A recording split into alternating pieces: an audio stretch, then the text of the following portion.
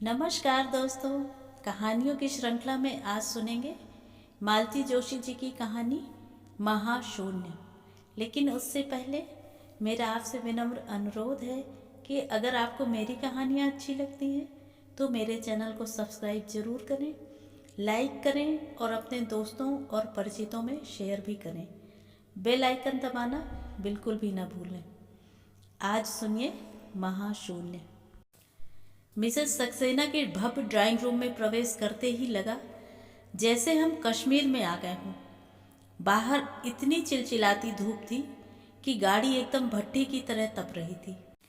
जब तक एसी अपना काम करता हम लोग पहुंच ही चुके थे। अपने गद्देदार सोफे में धंसकर मिसेस सक्सेना ने आवाज़ दी, पार्वती, पानी लाना। पानी की सचमुच ज़रूरत थी। प्यास के कारण गला चटक रहा था।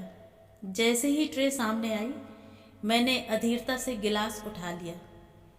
गिलास उठाते हुए आंखें भी ऊपर उठ गई थीं और उस चेहरे पर टिक गई थीं। चेहरा बेहद जाना पहचाना था, पर उसे यहाँ देखने की कभी कल्पना भी न की थी। क्षण भर को हमारी नज़रें मिली और उस क्षणांश में, उस नज़र में जो कौंध गया, उससे मैं समझ गई कि अपने परिचय को यहाँ उजागर नहीं करना है। जब भी कोई बाहर से आए बिना कहे पानी ले आया करो, समझी? मिसेस सक्सेना ने ताकीद की। पल भर को उस चेहरे पर जैसे राक्षसी पुत गई। गिलास वापस ट्रे में रखते हुए मैंने जानबूझकर अपनी नज़रें वहाँ से हटा लीं। मिसेस सक्सेना फिर शुरू हो गई थी। मुझसे उन्हें कितना कुछ पूछना था, कितना कुछ जानना था, इसलिए तो वे किटी में मुझे अपने साथ ले आई थी। अभी कुछ देर तक मेरा भी उत्साह उनसे होड़ ले रहा था, पर अब मेरा मन कहीं और चला गया था। 5-6 महीने बेटे के पास बिताकर जब भी स्वदेश लौटती हूँ, ढेर सारी खबरें मेरा इंतजार करती होती हैं। ये खबरें गली मोहल्ले की होती हैं, सोसाइटी की होती हैं, इसीलिए अमेरिका नहीं पहुँच पाती। पर उन खबरों का भी अपना महत्व होता है। जैसे आशीष मल्होत्रा के यहाँ जुड़वा बच्चे का जन्म हुआ है, मेहता जी की बिटिया का मेडिकल में एडमिशन हो गया, कुलेश जी के बेटा बहू अलग हो गए हैं, गुप्ता जी की माता जी लंबी बीमारी के बाद चल बसी हैं, अस्थाना जी के घर बहुत बड़ी चोरी हुई है, आदि आदि। इसी सिलसिले में इस बार यह भी सुना कि सोसाइटी में हर वार त्योहार पर आने वाली पंडिताइन के पति नहीं रहे। उन्हें हम लोगों ने हमेशा पंडिताइन के पति के रूप में ही जाना। उनका अस्तित्व हमारे लिए हमेशा अदृश्य ही बना रहा, क्योंकि पिछले 15 साल से वे बिस्तर पर ही थे। पंडिताइन उनकी जी जान से सेवा कर रही थी, पर काम के लिए तो बाहर निकलना ही पड़ता था। जजमानी ही तो एकमात्र आजीविका का साधन था, उसे कैसे छोड़ देती। फिर उन्हें ताले में बंद करके बाहर निकलती, पर आधा ध्यान घर में ही लगा रहता। ऐसे क्षणों में अपना निसंतान होना उन्हें बहुत सालता था। हारी बीमारी में साथ दे ऐसा कोई सगा संबंधी भी तो नहीं था, और होता भी तो कितने दिन साथ देता। बीमारी क्या दिन की थी, पूरे 15 बरस हो गए थे। इसे तो उम्र भर झेलना था। इसीलिए पंडिताइन के पति की मृत्यु का समाचार सुनकर मैंने अनजाने ही राहत का अनुभव किया। चलो, अब बेचारी कुछ दिन तो खुलकर सांस ले सकेंगी। जिंदगी के जितने भी बचे खुचे दिन हैं, चैन से जी सकेंगी। पंडिताइन को जैसे उम्र कैद से रिहाई मिल गई है। थोड़ी देर बाद पार्वती चाय नाश्ता रख गई। हम लोग किटी से ही लौटे थे, इसलिए नाश्ता तो मैंने वापस भिजवा दिया। चाय का कप उठाते हुए पूछा, महाराजी नई लगती है। हाँ, अभी 3 महीने ही हुए हैं। वह हमारी पूनम थी ना, उसकी शादी हो गई। फिर 2-3 लोगों को ट्राई किया, पर मामला जमा नहीं। कुछ तो बहुत सुस्त थी, कुछ ज़रूरत से ज़्यादा स्मार्ट निकली।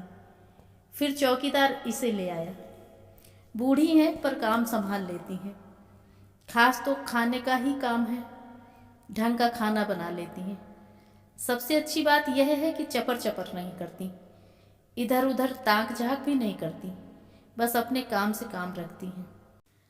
सब तरह का खाना बना लेती हैं? अरे नहीं, वैसे भी नॉन वेज तो हमारे यहाँ अक्सर शाम को ही बनता है। इनके ऑफिस का एक चपरासी है, वही आकर बनाता है। अभी हम लोग बात कर ही रहे थे कि सदर दरवाज़ा भड़बड़ाकर खुला और उनके दोनों बच्चे भीतर दाखिल हुए। बस्ते एक ओर फेंक कर दोनों सोफे में धंस गए। जूते दूसरी ओर उछालते हुए उन्होंने आवाज़ दी, पार्वती, बॉर्नविटा लाओ। वह आवाज़ मेरे कलेजे में तीर की तरह चुभी। अपनी दादी की उम्र की महिला को बच्चे किस बदतमीजी से पुकार रहे थे। हैरत की बात तो यह थी कि उनकी माँ को भी उसमें कुछ गलत नज़र नहीं आ रहा था, नहीं तो एक आध बार टोकती तो। मुझे तो बड़ा अजीब लगा। हम लोग तो उन संस्कारों में पले हुए हैं जहाँ घर में काम करने वालों के साथ भी एक रिश्ता बनाया जाता है। वे नौकर नहीं होते, बल्कि भैया, दादा, काका या बाबा होते हैं। महिलाएं हमारी मौसी, बुआ या भाभी बन जाती हैं। हमें यही संस्कार मिले थे और हमने अपने बच्चों को और बच्चों के बच्चों को भी यही सिखाया है। पंडिताइन तो पूरे मोहल्ले की अम्मा थी, पर यहाँ केवल पार्वती थी। वह ट्रे में दूध के 2 गिलास लेकर आईं। बच्चों को गिलास पकड़ाकर उन्होंने ट्रे मेज पर रखी और उनके जूते और बस्ते उठाकर भीतर ले गईं। कुछ देर बाद आकर बच्चों के खाली गिलास और कप प्लेट लेकर चली गईं। इसके बाद वह फिर लौटी और पूछा, मैडम मैं जाऊं? मिसेस सक्सेना ने घड़ी की ओर देखा और स्वीकृति में सिर हिला दिया। उसके बाद बामुश्किल तमाम मैं मिसेस सक्सेना को 15-20 मिनट और झेलती रही और अंततः उठ खड़ी हुई। मुझे विश्वास था कि पंडिताइन अगर पैदल निकली होंगी तो चौराहे के आगे नहीं पहुंची होंगी। मेरा कयास एकदम ठीक था। मैंने गाड़ी उनके ठीक बगल में रोककर दरवाज़ा खोल दिया और कहा, आइए। वह संकोच से भर उठी। बोली, बिन्ना, तुम काय को तकलीफ करत हो, हम तो रोज ही पैदल जाते हैं। रोज की बात छोड़िए, आज हम आपको घर छोड़ेंगे। जल्दी कीजिए, बीच सड़क पर गाड़ी ज़्यादा देर खड़ी नहीं कर पाऊंगी मैं। अपने को समेटती सी वह बड़ी शालीनता से, संकोच से मेरे बगल में आकर बैठ गई। मैंने उन्हें सहज होने के लिए कुछ समय दिया, फिर पूछा, यहाँ कब से हैं? यही कोई 3-1 महीना से। दिन भर रहती हैं? हाँ, 10 बजे आते हैं, ई टेम वापसी होत है। और खाना पीना? खा कर आते हैं, पानी तक अपने साथ में लाते हैं। उन्होंने थैली में रखी बोतल दिखाई। मैं कुछ देर चुप रही, फिर कहा, यहाँ आने के बाद पंडित जी के बारे में सुना, बहुत दुख हुआ। उत्तर में उन्होंने आंचल आंखों से लगा दिया। आपने बहुत सेवा की उनकी, यह समझ लीजिए कि आपकी बदौलत ही वे इतना जी गए, नहीं तो 15-20 साल बिस्तर पर गुजारना हंसी खेल नहीं है। वे और 10 साल बने रहते तब हम उनकी सेवा करते, पर क्या करें, तकदीर ही खोटी थी। देखिए, आपने इतनी सेवा की है।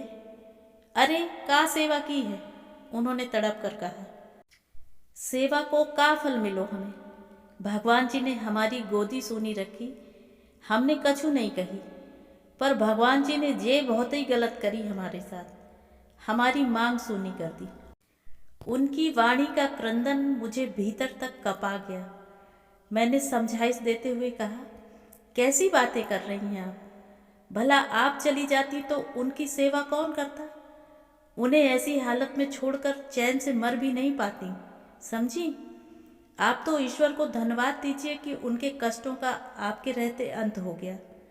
आप भी आखिर कितने दिन सेवा करती? आपकी भी तो उम्र हो चली है। उन्होंने उसास भर कर कहा, वे कैसे हते बिन्ना, पर वे हते तो हमारा सुहाग हतो, इज्जत हती। को के जूठे बर्तन उठावे की जरूरत तो ना थी। मैं इतनी देर से यही सोच रही थी कि आपने ये नौकरी क्यों पकड़ ली। 2 जून कछु पेट में डालवे को तो चाहिए ना।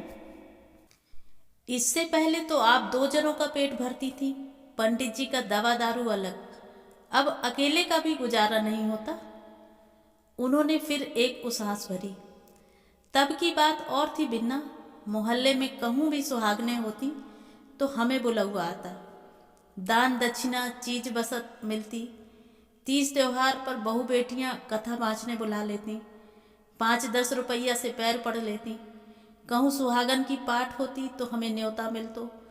साड़ी गाड़ी चीज वस्त्र दान दक्षिणा सीधा सबई मिला था। तो अब का धरो है। मावस पूनों पे पंडित जी के नाम से सीधा आवत था तो सो भी बंद हो गओ। मैं हैरान रह गई। उस अपाहिज बीमार आदमी का अस्तित्व इस औरत के लिए कितना बड़ा संबल था, मानसिक भी और आर्थिक भी। उस एक व्यक्ति के अवसान के साथ इसका अपना वजूद भी एक शून्य में तब्दील हो गया। उस महाशून्य को भरने के लिए बेचारी दूसरों की जूठी कपलेट धोने के लिए मजबूर हो गई। तो ये थी कहानी। कहानी आपको कैसी लगी कमेंट करके ज़रूर बताएं।